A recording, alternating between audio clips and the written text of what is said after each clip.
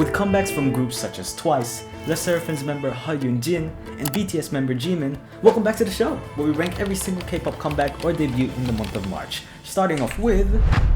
Wait, what?! Back to J-Hope's hip-hop roots we go, as this track has this old-school, boom-bap feel to it, with a touch of nostalgia as a result of that beautiful whistle melody.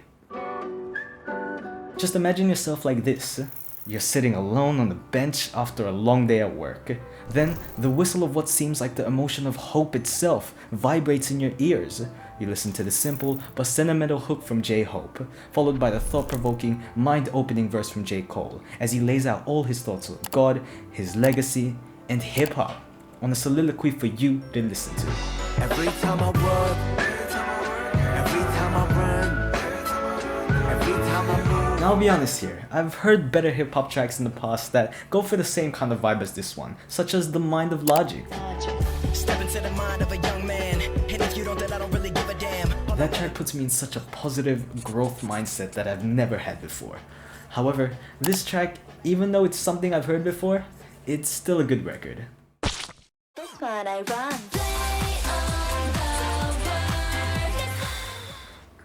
The only way I can describe this song is like this. At a party, everywhere else. A dance pop record with some experimental sounds, and I'm being very biased towards this song, but I just don't like club music. They feel repetitive to me with the 808s always hitting on every beat. The song reminds me a little of LE SSERAFIM's The Great Mermaid in terms of the electronic elements being used, but that's it. That song is way better than Play on the World, and that's all I have to say. Sorry. I just want to say this first. Thank you JYP for not making the pre-release the actual title track, cause that was horrific. Stop it. Get some help. Okay, but this new title track from NMIXX is pretty solid. I'm getting a heavy 2000s pop influence from this track, from the likes of the Spice Girls and Beyonce. Hell, the drums even sound the same as Single Ladies.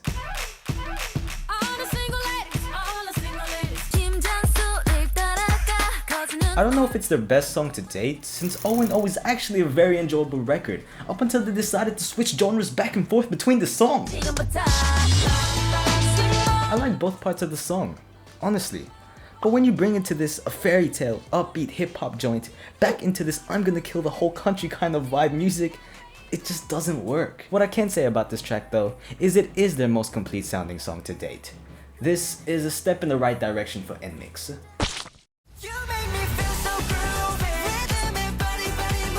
Bring back the disco, as CRAVITY said on the latest comeback.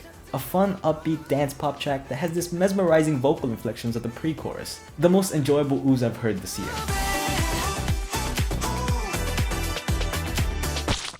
Oh baby, I'm not okay. The simple musical technique of the vocals following the main melody of the track, this acoustic ballad from former G-Friend member YUJU is a solid outing that does feel a bit repetitive at some points, such as the second verse. But I'm not gonna complain.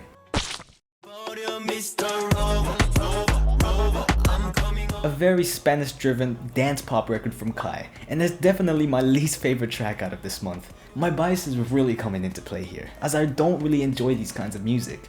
It reminds me of a time when I hated the Psy song That. Wait, what the hell? That's not the rating for Kai, that's the rating for Psy.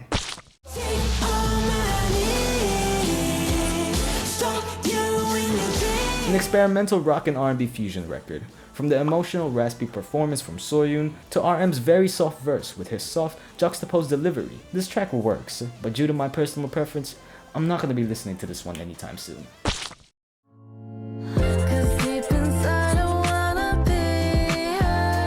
LE SSERAFIM member YUNJIN is back with a chill, bedroom pop record, and it doesn't sound bad at all. The perfect song for me to chill in bed with.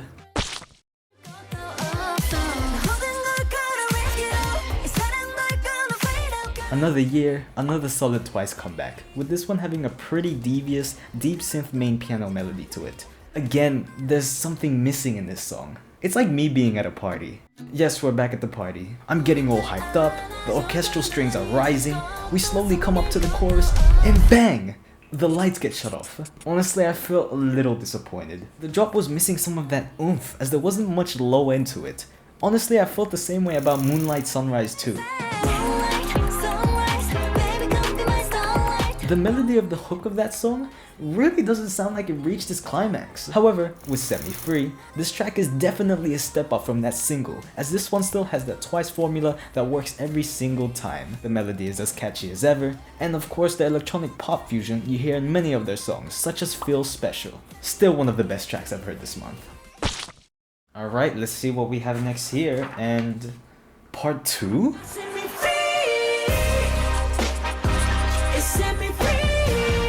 I went back and forth on my opinion on this new Jimin record, but overall, I think that this is a solid hype hip-hop track. Who the hell is your ops? A more melodic rap direction here, where the production is sorta reminiscent of Metro Boomin's latest record. Of course it's not as good as that, but we move. It's a pop song. The second verse on this track is where it gets bumped down a few points for me. I like the Baby Keem-esque hype factor in this section. It would get me jumping in a mosh pit, but he also sounds like the greatest rapper of all time, that being Nav. Your whip is a toilet, you looking like poop in it. You know, let's just move on.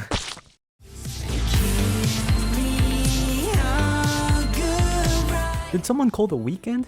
Cause on this new Jimin track, I'm hearing a lot of influence from one of my favorite albums from last year, Dawn FM. Just listen to this section and tell me it ain't so. This new song is great. It has a hypnotizing sound to it with the futuristic soundscape of the synth melody, the nice slight echoey drum pattern, and Jimin's vocals and the way it's mixed in with everything in this record makes this such a euphoric listen. Screw it, I'm gonna do it. This track, for the first time ever, will get the rating of...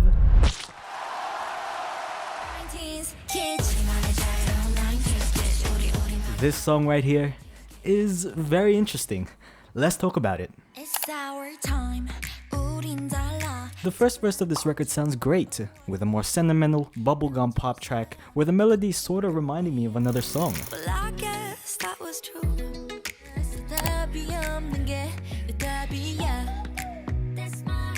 The pre-chorus comes up, and it's the catchiest thing I've heard this year. Very anthemic, as the soundstage got even wider as a result of those crazy synths. The heavy drums are complementing it even more too, until we hit the chorus where... I don't know. A heavy juxtaposition here, where the chorus is more of a party track rather than the synth-pop heavy vibe from earlier. I have no clue if I like it or not.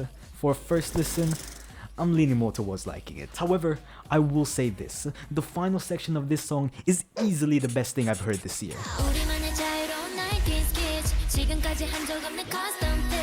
I can easily picture myself just having a good time with this part of the song, clapping my hands together with the music, just overall getting hyped and having a good time with the boys. This section was pure instrumental bliss. I will see you next month.